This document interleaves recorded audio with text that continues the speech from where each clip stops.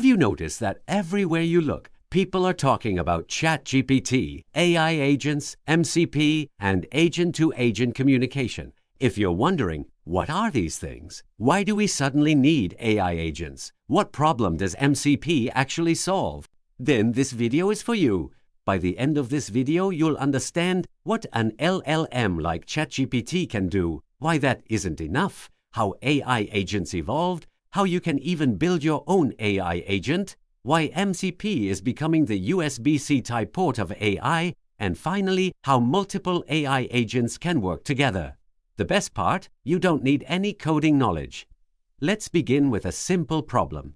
Imagine you tell ChatGPT, book me a flight from London to New York. I prefer a morning flight, an aisle seat, under £700, and I have loyalty points with British Airways. ChatGPT can certainly help. It can suggest airlines, compare options, explain baggage rules, and even help you decide which flight looks best. But can it actually book the ticket? No. Now let's try another example. You ask, send an email to my manager saying I'm not feeling well and won't be coming to the office today. Again, ChatGPT writes a beautiful email, but it doesn't actually send it. So why? To understand that, let's first understand what ChatGPT really is. Behind ChatGPT is something called a large language model, or LLM. Think of an LLM as an incredibly knowledgeable assistant. It has read billions of documents. It understands language. It can answer questions. It can translate languages. It can generate emails. It can write presentations. It can create code. It can even generate images. But notice something. Everything it produces is information, not action. Think of it this way. An LLM has an amazing brain, but it has no hands. It can tell you what to do. It cannot do it for you. Aside from ChatGPT, other popular LLMs include Claude, Gemini, and Copilot. Businesses don't just need answers. They need work to get done. Imagine asking, book my flight, reserve my hotel, add everything to my Outlook calendar, email my itinerary to my team, create an expense report. That's no longer answering a question. That's completing a business process. This is where LLMs reach their limit. They understand, they don't execute. So the next evolution began. So let's go back to our flight booking example. Suppose ChatGPT has already done its job. It has understood your request. It has analyzed your preferences, and it suggests the best flight. Now what? Someone still needs to check whether the seat is available and complete the booking. This is where an AI agent comes into the picture. Think of ChatGPT as the intelligent advisor. It understands what you want, analyzes your preferences, and decides on the best course of action. Once it has all the necessary information, it hands the task over to an AI agent.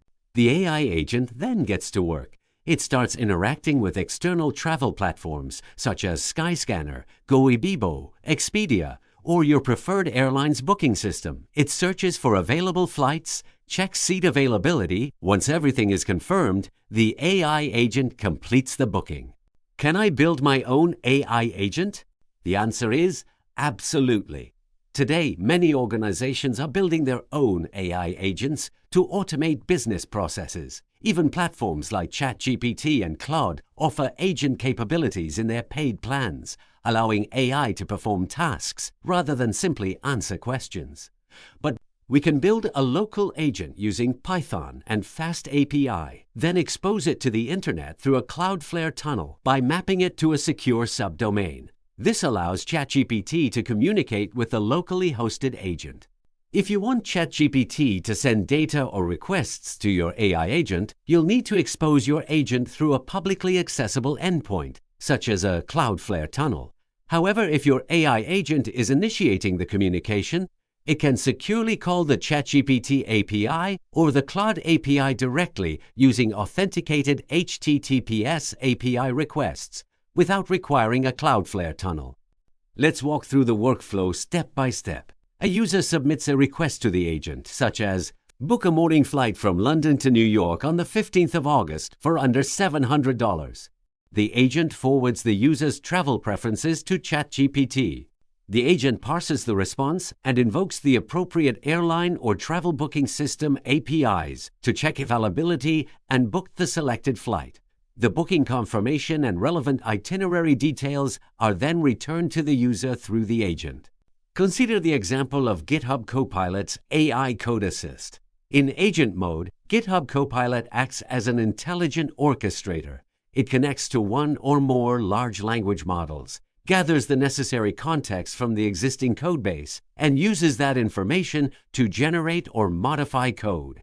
Now that we understand how AI agents interact with LLMs and external booking platforms, let's take a closer look at the challenges involved in communicating with these systems. These booking platforms don't natively know how to communicate with an AI agent. Someone has to build that connection. Traditionally, developers write a separate integration for every external system.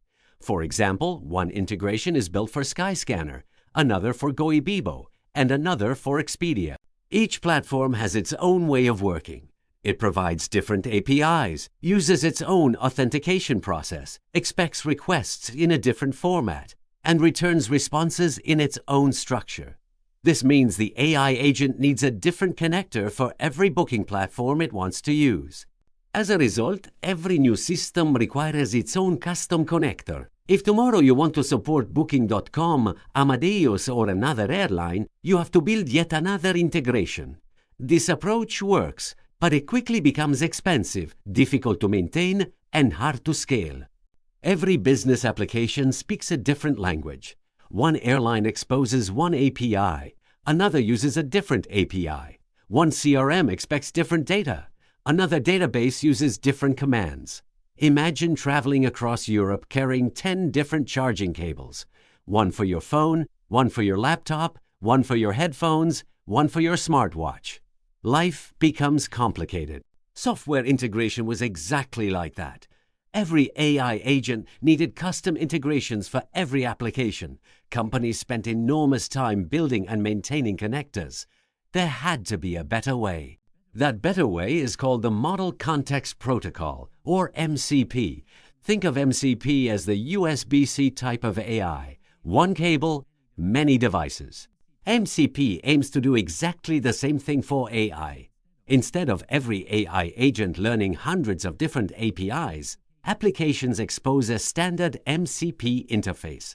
For example, an AI agent can connect to a flight booking MCP server instead of integrating separately with the APIs exposed by different travel providers, such as Expedia, Booking.com, or Skyscanner. The MCP server acts as a standardized interface between the AI agent and the underlying travel services. The AI agent communicates using the MCP protocol, while the MCP server handles the provider-specific API calls and returns the results in a consistent format. This approach allows the AI agent to work with multiple booking platforms through a single integration, significantly reducing the complexity of developing and maintaining separate API integrations for each provider. The Model Context Protocol was introduced and open-sourced by Anthropic on November 25, 2024, as an open standard for connecting AI assistants to external tools, data sources, and applications. Today, many organizations provide MCP servers for their products and services. Examples include Oracle MCP, GitHub MCP, and Google Calendar MCP. These MCP servers expose their applications' capabilities through the standardized Model Context Protocol, allowing AI agents to interact with them using a consistent interface instead of implementing separate integrations for each product's proprietary API. In the next video, we'll explore agent-to-agent communication and learn how to build your own MCP server from scratch. We'll cover the architecture, implementation, and best practices for exposing your applications through the Model Context Protocol. Stay tuned and see you in the next video.